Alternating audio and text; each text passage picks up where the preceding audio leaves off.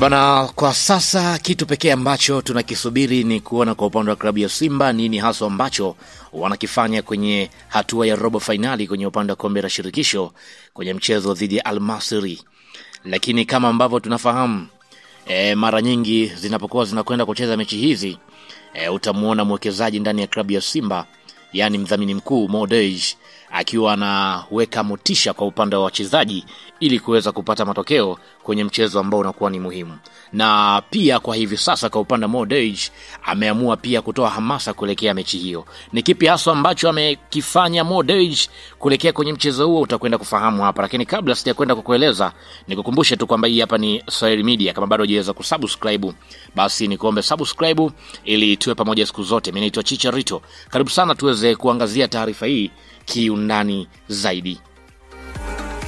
Mfanyabiashara maarufu na mdhamini mkuu wa klabu ya Simba Mo Dewji amewatembelea wachezaji wa timu hiyo katika kambi yao nchini Misri na kuongezea hamasa kuelekea mchezo wao wa kombe la shirikisho dhidi ya Al Masry. Katika ziara hiyo, Mo Dewji alizungumza na wachezaji pamoja na benchi la ufundi akiwataka kupambana kwa hali na mali ili kuhakikisha wanapata ushindi kwenye mchezo huo muhimu. Akiwa kama sehemu ya motisha, aliahidi kitita cha shilingi milioni 500 za Kitanzania endapo klabu ya Simba itaibuka na ushindi dhidi ya Al Masry. Akizungumza baada ya mkutano wake na wachezaji, Mo Dewji alisema kwamba nimefurahi kuona wachezaji wakiwa na morali kubwa.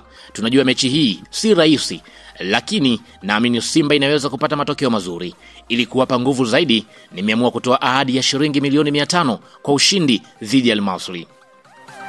Wachezaji wa klabu ya Simba walionekana kufurahishwa na motisha hiyo na kuahidi kupambana uwanjani ili kupata matokeo mazuri.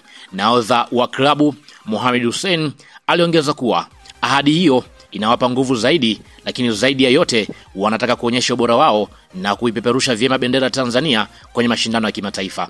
Klabu ya Simba inakabiliwa na kibarua kigumu dhidi ya Al Masry, lakini inaingia kwenye mchezo huo ikiwa na rekodi nzuri ya kushinda mechi muhimu za kimataifa.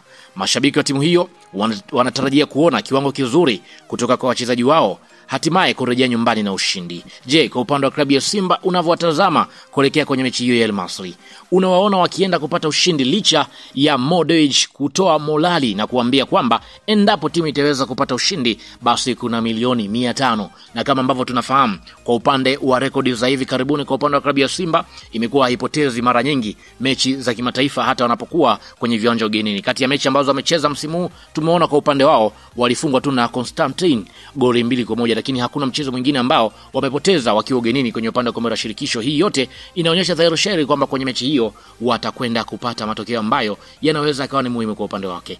Toa maoni yako hapo chini unavyotazama mechi hiyo. Unawaona klabu ya Simba kwenda kupata matokeo? Toa maoni nami nitapitia. Shukran.